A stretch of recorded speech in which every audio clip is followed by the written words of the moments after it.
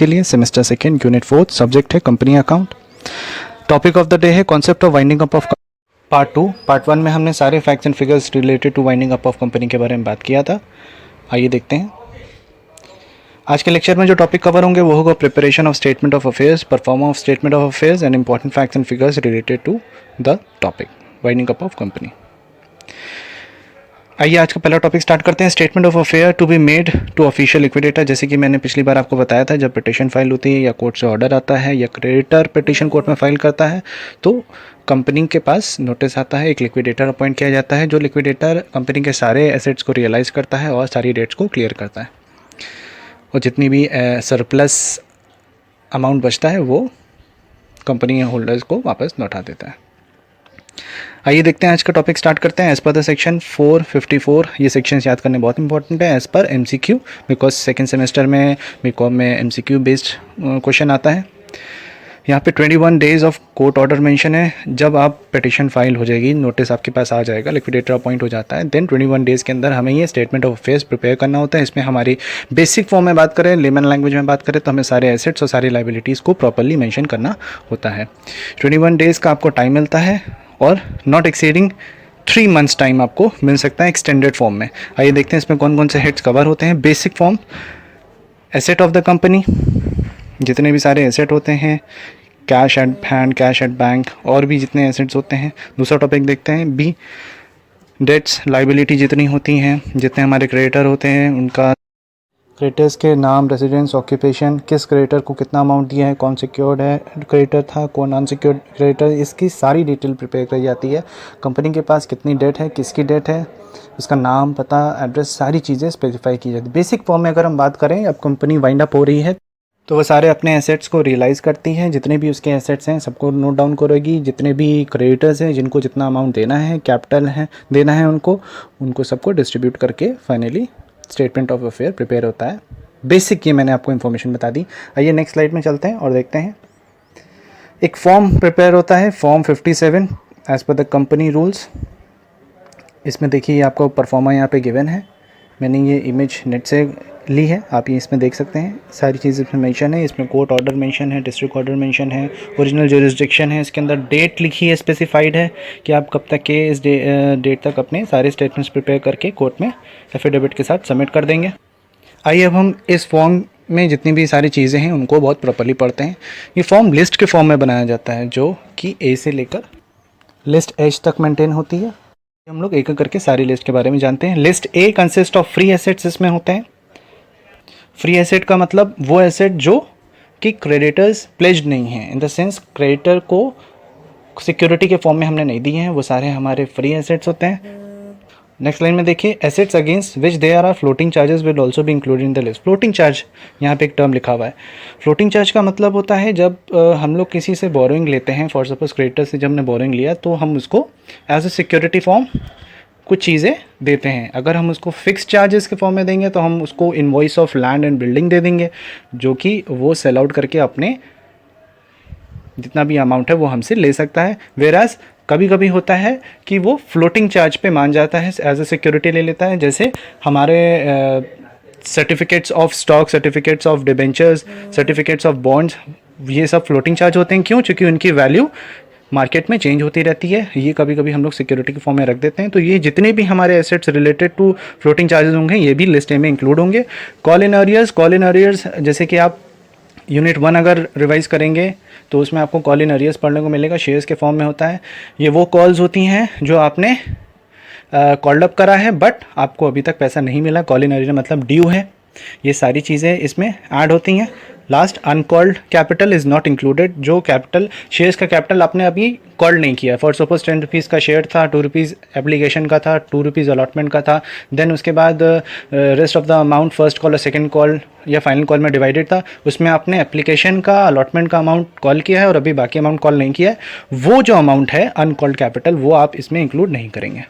मैंने next slide में इसका परफॉर्मा बना रखा है, जैसे एफिडेविट में ये प्रेजेंट होता है, आप सारी चीज़ें देख सकते हैं। इसमें आप देख सकते हैं list A asset not specifically pledged. ये वो एसेट है जो हमने क्रेडिटर्स को देने के लिए प्लेज नहीं किया है। ये सारे एसेट्स यहाँ पे आप सारे हेड्स देख सकते हैं, cash in hand, material security, trade debtors, और भी बहुत सारे हेड हैं, आप इनको गो थ्रू कर सकते हैं, ये आपको MCQ सॉल्व करने में हेल्प करेगा। आइए नेक्स्ट लिस्ट के बारे में बात करते हैं, लिस्ट बी। लिस्ट बी में वो एसेट्स हैं जो प्लेज्ड हैं क्रेडिटर्स को देने के लिए। लिस्ट ए में हमने बात करी थी अनप्लेज्ड एसेट्स की, जो प्लेज्ड नहीं है। बेसिकली हम लोग लिस्ट बी में बात करेंगे वो एसेट के बारे में जो कि प्लेज्ड हैं क्रेडिटर को देने के लिए। सेकंड पॉइंट आप देख सकते हैं जो मैंने ऑरेंज से हाईलाइट कर रखा है, जितना भी रियलाइज़ कराने के बाद, जितना भी हमने एसेट सेल करने के बाद जितना भी अमाउंट होगा, हम उसमें से जितने भी क्रेडिटर्स हैं उनको पे कर देंगे। जो अमाउंट होगा उसको सेपरेटली स्टेटमेंट ऑफ अफेयर में मेंशन करेंगे। इन केस ऑफ डेफिशिएंसी, अगर हमने एसेट्स बेचे और हम अपने क्रेडिटर्स या उनकी लाइबिलिटीज़ को फुलफिल नहीं कर पाए, हमारा अमाउंट शॉर्टेज पड़ गया, तो वो हम सेपरेटली लिस्ट ई में मेंशन करेंगे जितनी भी डेफिशिएंसी हमारी आ रही होगी। जैसे कि यहाँ पे एक एग्जाम्पल देख सकते हैं, यहाँ पे बिल्डिंग की कीमत थी 2000 रुपीज़, जो मॉर्गेज कर दी गई, उधारी रख दी गई बैंक के पास, और उनसे लोन लिया गया 3000 रुपीज़ का। उसमें से 2000 रुपीज़ की सिक्योरिटी तो बैंक के पास है, इन केस हमारा बिजनेस नहीं चलेगा तो वो 2000 रुपीज़ हमसे हमारे लैंड को बेच के ले लेगा, लेकिन 1000 रुपीज़ उसका अनसिक्योर्ड है, जो नहीं अगर हम चुका पाएंगे तो वो हमारी लिस्टिंग में जाके एडजस्टमेंट हो जाता है। सेकंड स्लाइड में परफॉर्मा देख सकते हैं, मैंने ये परफॉर्मा यहाँ पे मेंशन किया, list B asset specifically pledged and creditors fully और पार्शियली सिक्योर्ड। नेक्स्ट फॉर्म देखते हैं, फॉर्म सी। इसमें हम लोग सारे प्रेफरेंस क्रेडिटर्स को लेते हैं। प्रेफरेंस क्रेडिटर्स वो होते हैं जिनको हम लोग मेंशन करते हैं, हमें सबसे पहले उनका जितना भी अमाउंट ड्यू होता है उनको हमें पे करना होता है। कंपनी में से जो भी उनका इंटरेस्ट होता है उनकी हम लोग लिस्टिंग करते हैं, और उनके चार्जेस, कितना अमाउंट किसको देना है, और सिक्योरिटी बेसिस पे हमने क्या फ्लोटिंग चार्जेस में मेंशन किया था, वो सारी चीज़ें हम लोग मेंशन करते हैं। ये लिस्ट प्रिपेयर करी जाती है एज पर सेक्शन 530। देन लिस्ट डी में सारे क्रेडिटर्स आते हैं who have floating charges over the asset of the company। जितने भी हमारे एसेट्स हैं कंपनी के, जो बेसिकली जैसे certificate of stocks, debentures, bonds, इन सब के बेसिस पे जो हमने लोन लिया था, वो सारे क्रेडिटर्स लिस्ट डी में आते हैं। नेक्स्ट स्लाइड में आप परफॉर्मा देख सकते हैं, list D preferential creditors for rate, taxes, salary, wages and others. Then list D list of debenture holder secured by floating charges. ये हेड्स के साथ मेंशन है, इसमें सारी चीज़ें हम लोग सारे आप देख सकते हैं, serial number, name of the creditor, address, occupation, nature of claim, period which claim accrued due, कब हमें इसको पेमेंट करना था, date when due, amount of claim, कितना अमाउंट हमने उनसे लिया था, कितना हमें पे करना है, कितना अमाउंट फुल में पे करना है, और बैलेंस। अब हम लोग लिस्ट ई और लिस्ट एफ़ के बारे में बात करते हैं। लिस्ट ई में हमारे अनसिक्योर्ड क्रेडिटर्स आते हैं। अनसिक्योर्ड क्रेडिटर्स वो होते हैं जो हमें पैसा देते हैं लेकिन सिक्योरिटी में कुछ नहीं लेते हैं, वो कोई भी कोलैटरल हमसे नहीं लेते हैं, वो हमें अमाउंट हमारे बिजनेस ट्रस्ट के बेसिस पे हमको देते हैं। वो सारे अनसिक्योर्ड क्रेडिटर्स को हम लोग लिस्ट ई में मेंशन करते हैं। उसके साथ trade creditors, bills payable, liability for bill discounted, ये सारी चीज़ें हम लोग लिस्ट ई में मेंशन करते हैं। लिस्ट एफ में holder of the preference share capital, जितने भी हमारे प्रेफरेंशियल कैपिटल होल्डर हैं उनको हम यहाँ पे मेंशन करते हैं। लिस्ट सी में भी हमने प्रेफरेंशियल क्रेडिटर्स के बारे में बात किया था, और लिस्ट एफ में हम लोग holders of preference share capital के बारे में बात कर रहे हैं। प्रेफरेंस क्रेडिटर्स वो हैं जिनको हम लोग पहले प्रेफर करते हैं अपना उनका अमाउंट हम देने के लिए, और प्रेफरेंस शेयर होल्डर्स जैसे इक्विटी शेयर होल्डर आपने पढ़ा होगा वैसे प्रेफरेंस शेयर होल्डर्स हैं। प्रेफरेंस शेयर होल्डर का कंपनी में राइट पहले होता है, जो भी प्रॉफिट एक्यूमुलेट होता है उसमें से इंटरेस्ट प्रेफरेंस शेयर कैपिटल वालों को जल्दी दिया जाता है। वो सारे जितने भी प्रेफरेंस शेयर कैपिटल होल्डर्स होते हैं उनका नाम हम लोग लिस्ट एफ में मेंशन करते हैं। नेक्स्ट स्लाइड में आप परफॉर्मा देख सकते हैं। लिस्ट ई अनसिक्योर्ड क्रेडिटर्स मेंशन है स्पेसिफिकली, और देन लिस्ट एफ में आप देख सकते हैं list of preference share holders mention है। जैसे बाकी सारे परफॉर्मेंस थे वैसे ये भी परफॉर्म है। अब हम देखते हैं लिस्ट जी, जिसमें अब अभी हमने लिस्ट एफ में हमने प्रेफरेंस शेयर कैपिटल होल्डर्स के बारे में बात किया था, वैसे ही अब हम लोग लिस्ट जी में इक्विटी शेयर कैपिटल होल्डर के बारे में बात करें। उनका नाम हम लोग मेंशन करते हैं, कितना अमाउंट उन्होंने कंपनी को दिया है और कितना हमें उनको लौटाना है।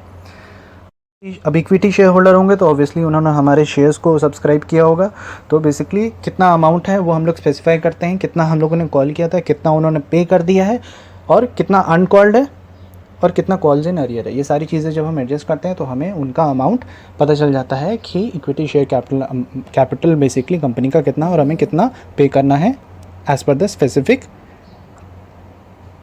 Equity share holder.